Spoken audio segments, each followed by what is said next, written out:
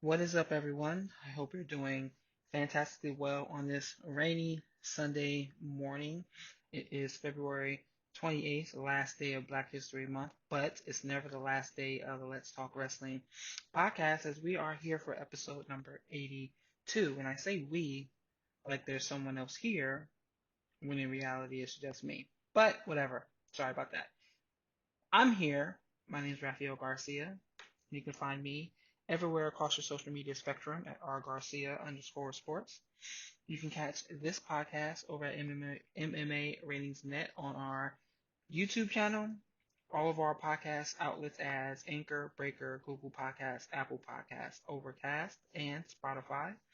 And you can always check us out on the flagship at MMA Ratings Net and .com, where we are always talking about the fights. Adam Martin is a head writer over there, and yeah, he's creating most of the content because I haven't been doing any writing in a long time. But what I have been doing is watching professional wrestling, writing about professional wrestling and MMA. I finally got back into MMA as well too, and there's quite a bit to talk about today in this show, where we will be hitting on topics such as Bobby Lashley, the success of NXT, AEW still killing it as always, and the Dave Meltzer Awards from this past week. I kind of want to talk about New Japan Attack as well too, but I haven't watched it yet. I was going to watch it before I taped the show today.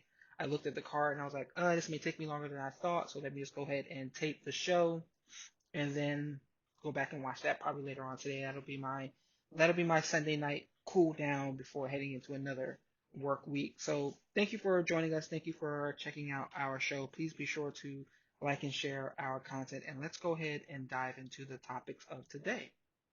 And the first one is Bobby Lashley. So tomorrow, Monday Night Raw, Bobby Lashley is getting a shot at The Miz for the WWE Championship, and I could not be any more excited. And I say this because I can't remember the last time I've actually been excited for a WWE Monday Night Raw. The reason being is because I've been writing about the Hurt Business since they were brought around and why they aren't in the main event picture. I was concerned about the way the WWE was booking them because it seemed like they were going to be broken up. They were doing the shit with Cedric Alexander and Shelton Benjamin kind of having beef, even though they're tag team champions. You had Bobby Lashley with the United States Championship, but they were a main event staple. I don't care what anybody says. They've been a main event staple since day one. So you saw Bobby Lashley lose the title at what show was that? Elimination Chamber, where he lost it to Matt Riddle, but it was imperative that they had to have a triple threat match because they wanted to take the title off of Lashley, but they've been booking him so strong for the last 2 years, basically since before the start. I mean, well, since before the start of the pandemic, since he's come back to WWE, he's being booked so well. I think the only times I can really think of him losing, he's lost a match to Ricochet. He lost to Matt Riddle once this year, and then beat the shit out of Matt Riddle for a few weeks after that. He lost to Aleister Black last year. Aleister Black isn't even on TV anymore. So he's been booked very, very, very strongly in the last year or so, maybe last 2 years. When I say I think he came back to WWE in 2019, I believe. Bobby Lashley is legit. He looks the part. He has a great mouthpiece with them with MVP. There's no reason why the Hurt Business should not be in the main event picture. I don't care what anyone says. This should have happened a long time ago, but you saw him attack Drew McIntyre at Elimination Chamber and set up the situation where The Miz could get to the title, which is what we have now. And I'm totally okay with that. I know a lot of people were upset with the fact that The Miz is the champion, and I get it. He's only won like 3 singles titles in the last year or so, so I understand the frustration around that. But he better be a transitional champion.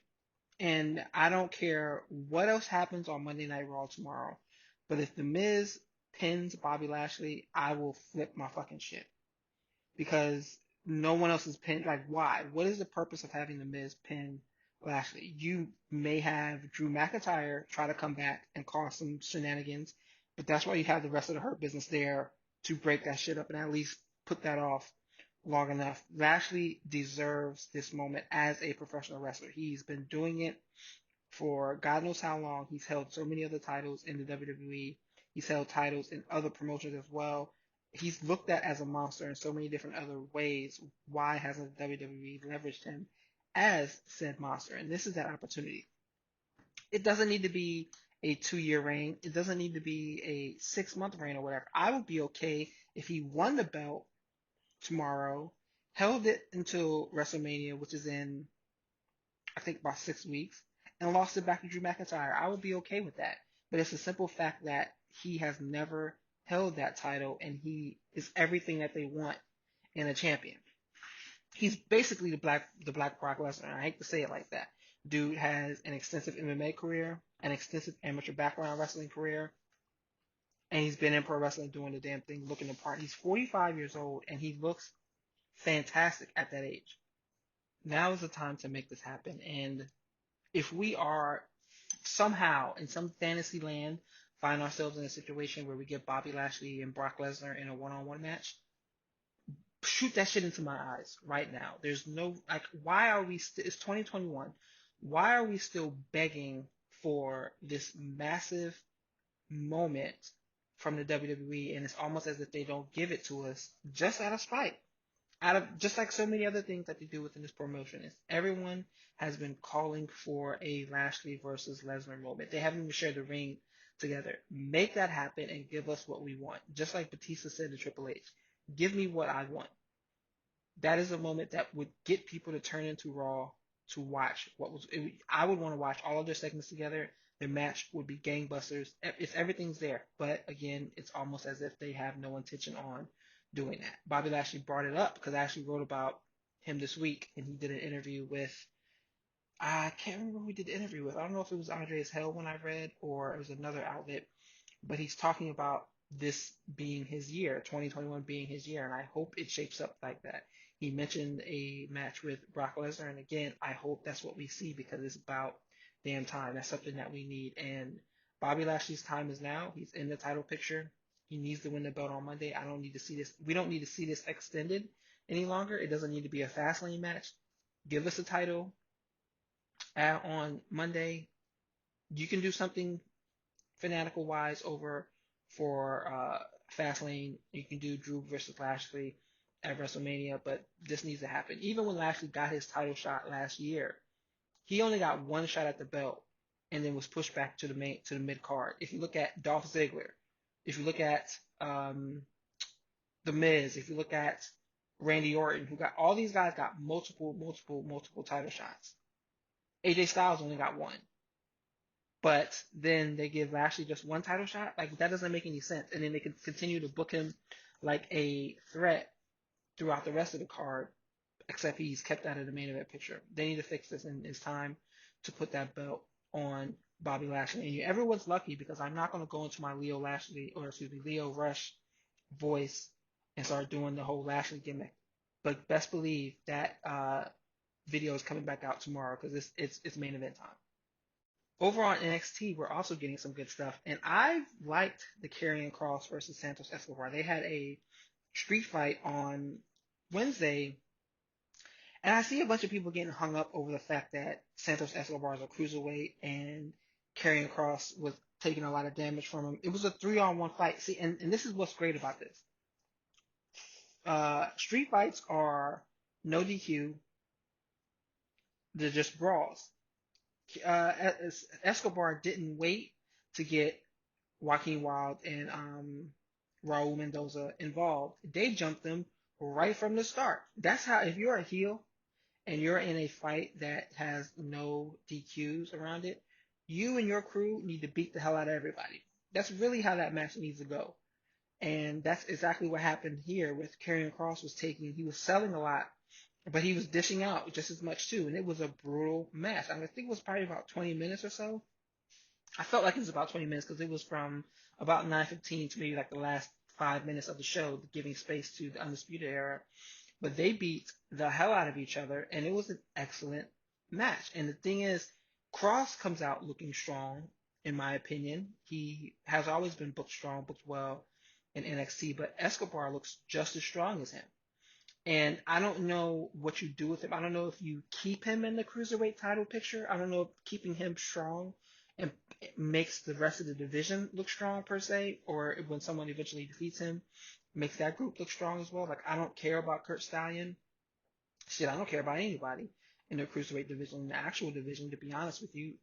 And Santos's dominance over it doesn't make me care about it anymore. So I wonder if you remove him from that group entirely.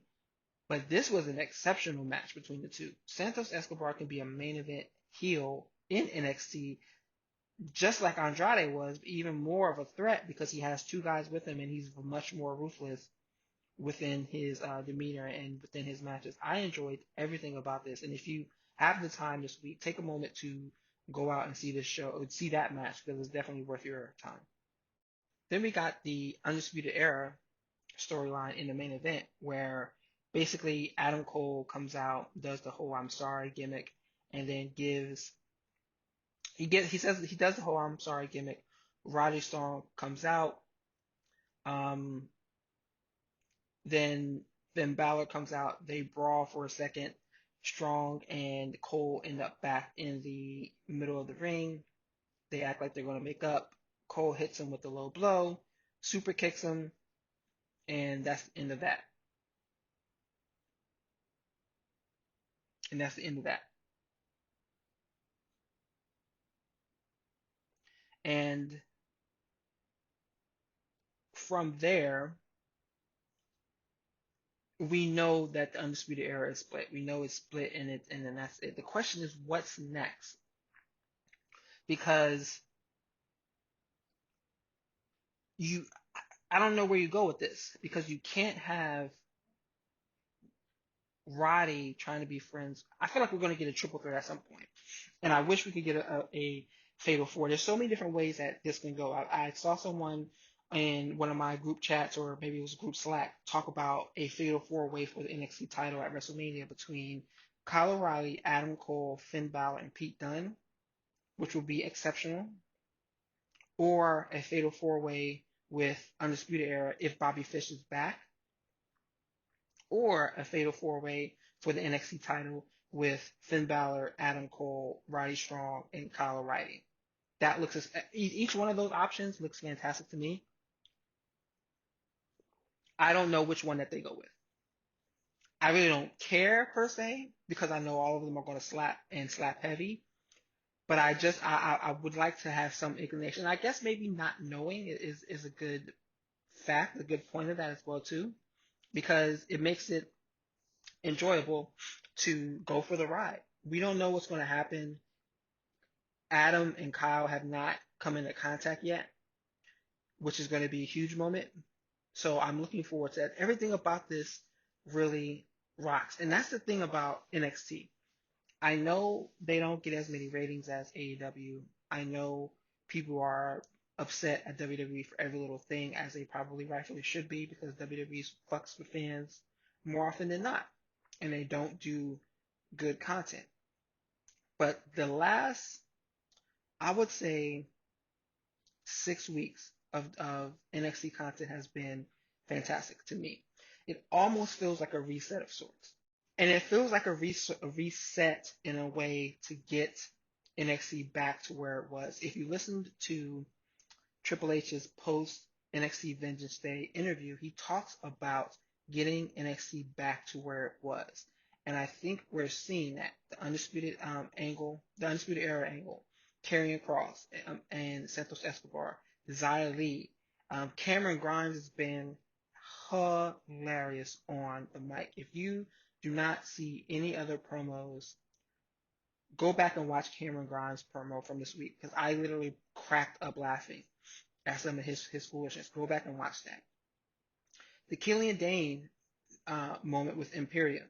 If you tell me we are getting an Imperium adding Killian Dane to that group, let's say he comes back clean shaven, adding Killian Dane to that group and bringing in Walter, yo, there's nothing's going to stop them in NXT, especially since the Undisputed Era has split up. And then you have Finn Balor as a champion still. You have Karrion Kross starting to chase him.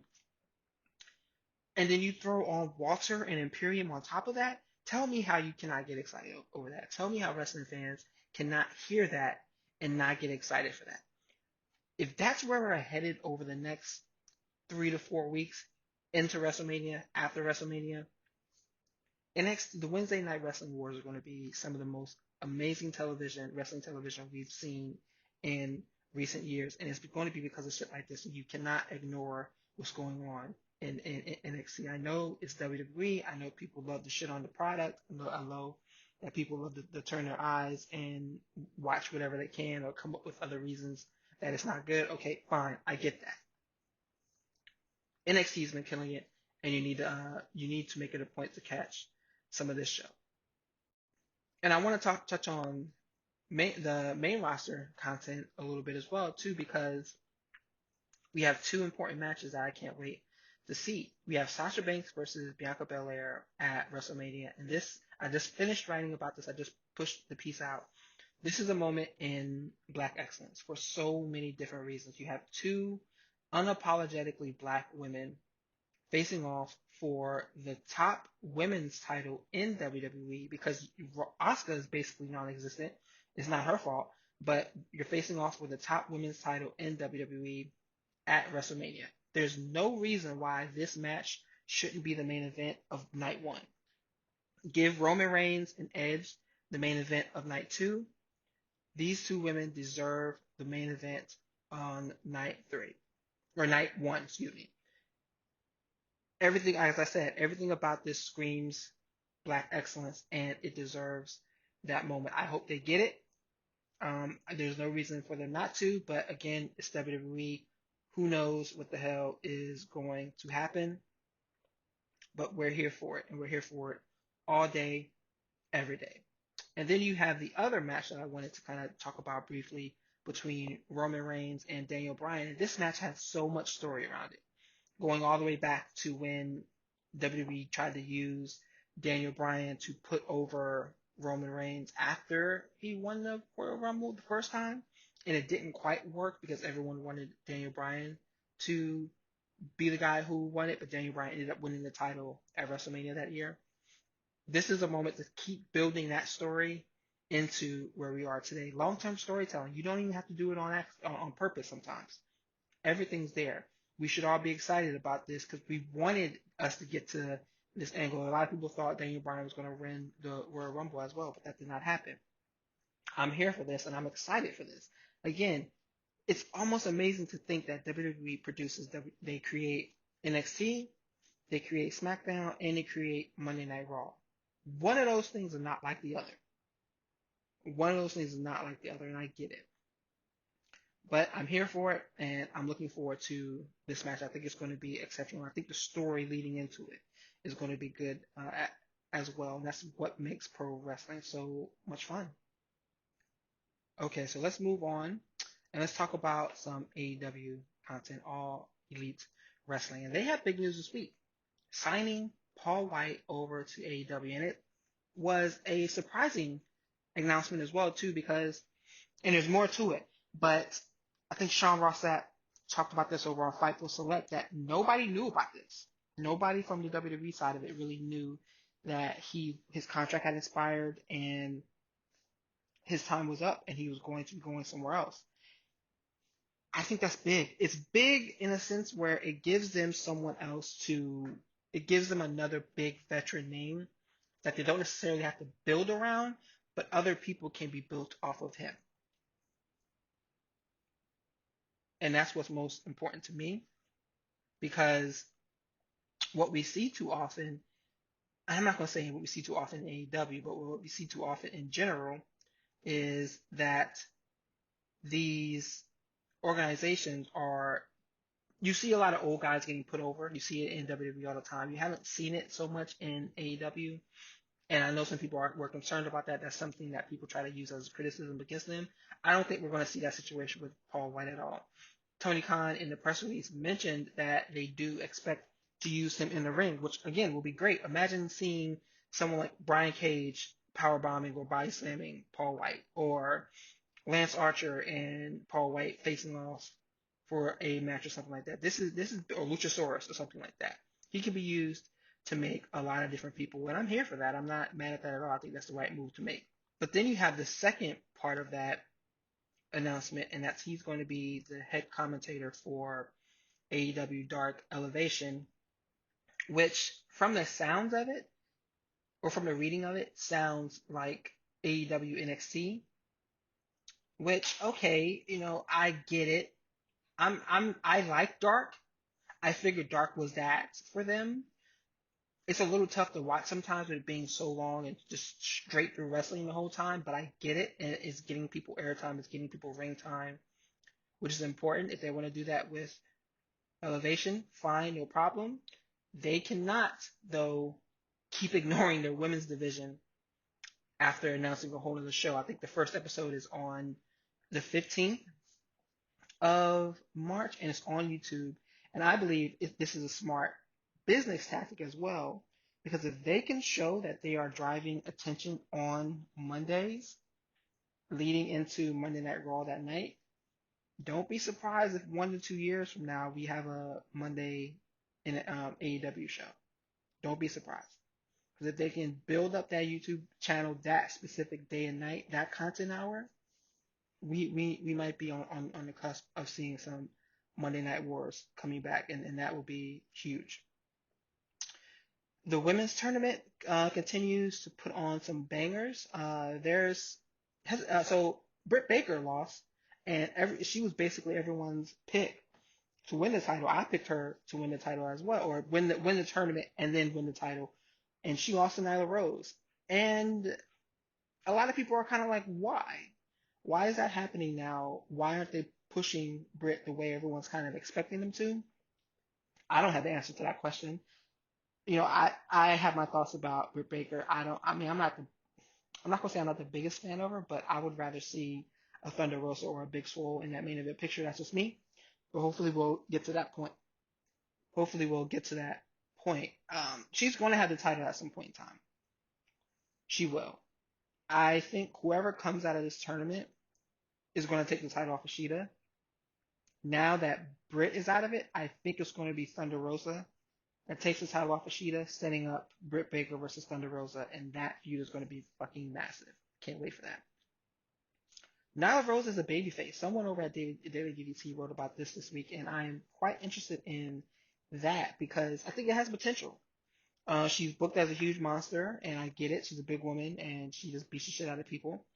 But she has potential as a babyface as well, and I think that could be something that could work much better than the Nia Jax babyface run that we saw for a few months.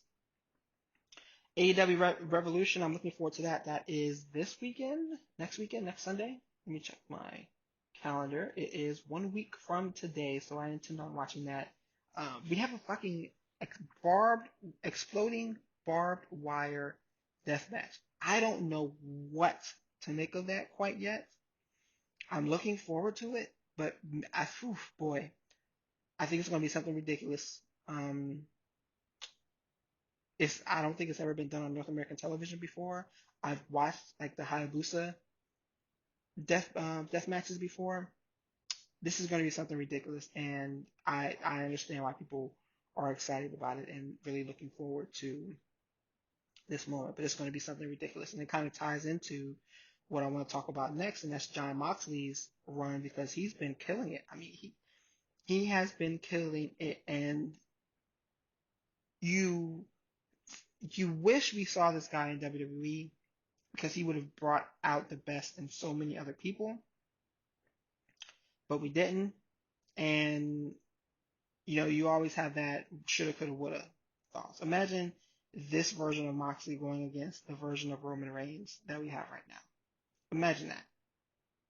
Imagine what we would get out of that. Like, oof, I just got chills thinking about that. But that is the type of stuff in pro wrestling that we miss. But watching Moxley's run right now, he was just on New Japan on Friday. I think he had that match with Kenta, and he won, keeping his New Japan US or IWGP US title. I'll probably be writing about that this week too. Like I said, I have to watch the show. I'll probably watch it this evening. But Jon Moxley has been on a very, very special run. And then you have Rey Fenix versus Lance Archer. And just like I said with the Karrion Kross um, Santos Escobar match, this is a match that you have to go out of your way and see this week. They killed it. And Ray Phoenix is that dude, and he doesn't get the doesn't get the hype. I feel like people get excited to see him, but he doesn't get the hype that he should have for what he can do in the ring and how special he is from a wrestling standpoint. The dude can go. Anytime he's in a big match, you should make it a point to see it. This is another one. Lance Archer got the win, but everything about this match was fun and exciting to see.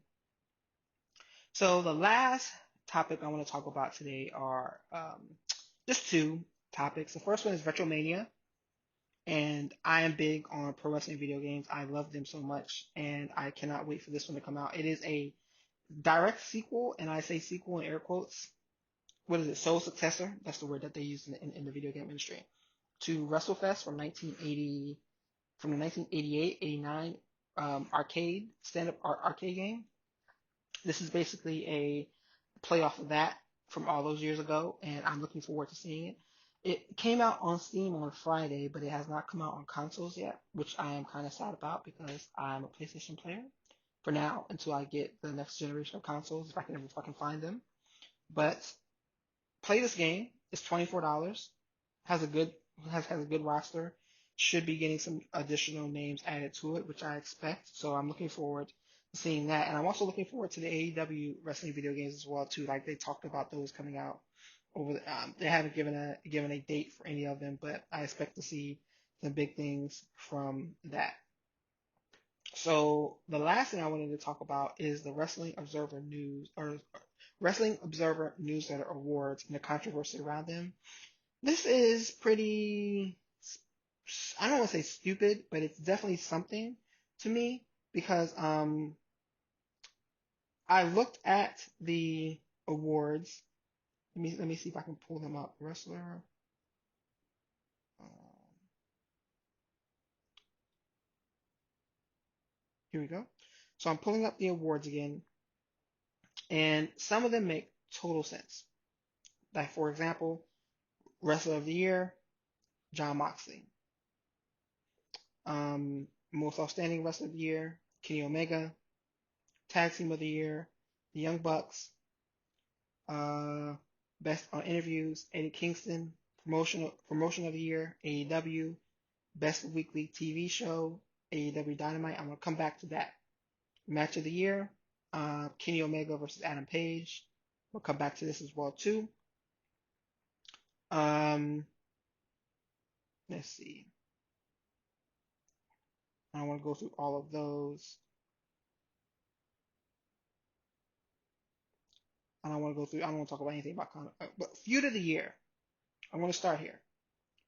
Uh, well, actually, Feud of the Year was Jon Moxley versus Eddie Kingston. Most Improved, Britt Baker. Most Charismatic, MJF. Bryan Danielson Award, Best Technical Wrestler, which cracks me up. If you do not know, if somehow you listen to the show, you have no idea. Bryan Danielson and Daniel Bryan are the same person. Bryan Danielson is the name he used on the independent scene. Daniel Bryan is his WWE name, but he continues to come in second place to Zack Sabre Jr. Make that make sense to me, but whatever. You have the Best Brawler Award that goes to Jon Moxley. Best Flying Wrestler, Ray Phoenix. Again, totally get it. Most Overpushed, they have Overrated, Bray Wyatt. Okay, no problem. Most Underrated, Underpushed, they have Ricochet. I agree with that. Rookie of the Year, Pat McAfee. Best Non-Wrestler, Taz. Best Television Announcer, Excalibur. Worst Television Announcer, Michael Cole. Um, Best Major Wrestling Show, AEW Revolution. Worst Major Wrestling Show, WWE Super Showdown. Best Wrestling Maneuver, One Winged Angel. Let's see. Most Disgusting Promotional Tactic, WWE firing everyone during a pandemic. Worst Television Show, WWE Raw. Worst Match of the Year, Braun Strowman versus The Fiend. And this is for 2020. Worst Feud of the Year, Braun Strowman versus Bray Wyatt. Worst Promotion of the Year, WWE. Best Booker, Tony Khan. Best Promoter, Tony Khan. Best Gimmick, Orange Cassidy. Worst Gimmick, The Fiend. Best Pro Wrestling Book, Best Pro Wrestling Documentary. So you hear what those are. And it's understandable because Dave Meltzer and the Wrestling Observer News, they have a very hardcore listener base.